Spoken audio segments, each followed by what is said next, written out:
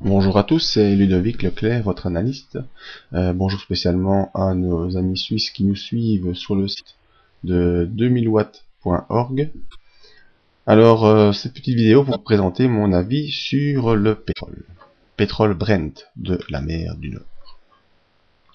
Eh bien, cette semaine, le pétrole est une semaine assez volatile suite aux annonces de mercredi de notre ami Ben, qui nous annonce qu'il aime pas trop que le dollar est en train de prendre un peu trop de force par rapport aux autres devises, et donc il aimerait bien que le dollar baisse un peu, ce qui fait forcément, par effet de balance, remonter le prix des matières premières, comme le pétrole.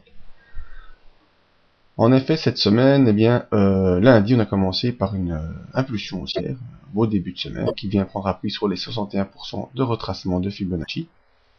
Mardi, un harami haussier, en effet, ici, une petite bougie rouge entourée dans une grande bougie verte, c'est un harami haussier. Alors mercredi, jour de l'annonce, on était parti dans une belle descente du pétrole qui est venu rejoindre sa M50 et au niveau des 109 $. Et ensuite, dans la soirée, vers 17h30, 18h, et bien Ben nous dit je voudrais bien injecter un peu de dollars parce que il me semble que l'économie américaine est en train de souffrir de ces renforcements du dollar. Enfin, c'est l'interprétation que moi j'en fais. Et donc, on a une nouvelle séance, une belle hausse pour revenir après un peu de calme sur le niveau des 61% de retracement. Le lendemain, on poursuit cette belle impulsion haussière. Le jeudi, on retourne au contact du canal haussier ici en forme de résistance. Et vendredi, on termine au-dessus de la M20, une bougie verte et au-dessus en contact, au niveau supérieur du haussier. Donc tout ça, assez haussier depuis mercredi. Voyons l'indicateur. Alors, le MACD qui nous montre les tendances moyen terme est sous son signal qui est baissier, donc a priori c'est plutôt baissier, mais depuis mercredi, et surtout depuis jeudi, vendredi, le MACD est en phase ascendante et pourrait venir couper à la hausse pour faire une inversion haussière, le MACD aux alentours de mardi, mercredi. Donc possible inversion sur les MACD à surveiller. Alors les volumes, l'OBV ici nous montre toujours le sentiment de la psychologie des opérateurs sur l'OBV. Eh bien, on voit très net le 25 janvier, le grand Ben. Et depuis ce jour, eh ben, bam, vous voyez, les volumes explosent à l'achat et tout le monde veut acheter du pétrole. Tout le monde est convaincu que cette injection nouvelle de dollars va pouvoir nous faire envoler les prix du pétrole.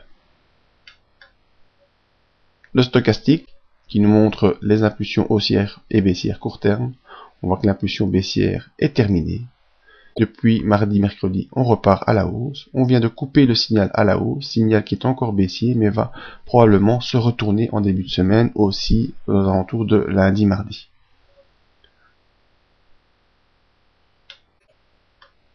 En conclusion, sur les indicateurs, j'ai oublié de vous parler du RSI.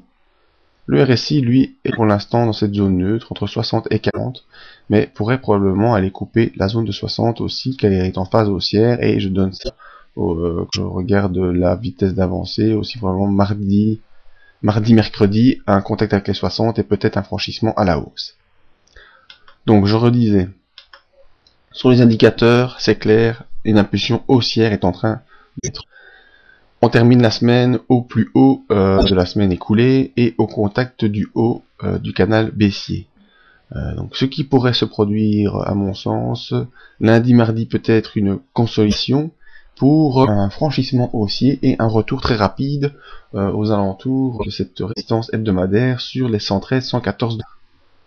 Donc si je vous matérialise ça par une petite flèche, on va venir ici lundi, mardi, une fois testé ce canal baissier, et probablement terminer la semaine sur cette impulsion. En effet, on voit que c'est la même distance que cette flèche parce que en fait, l'analyse graphique c'est que du report d'impulsion. On voit ici, si je fais simplement des copier-coller de flèches, eh ben, on a les impulsions qui sont notées. Bref, voilà.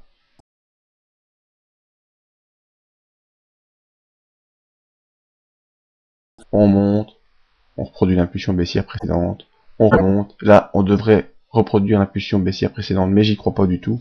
Je pense plutôt qu'on va latéraliser et accélérer vers les 114 $.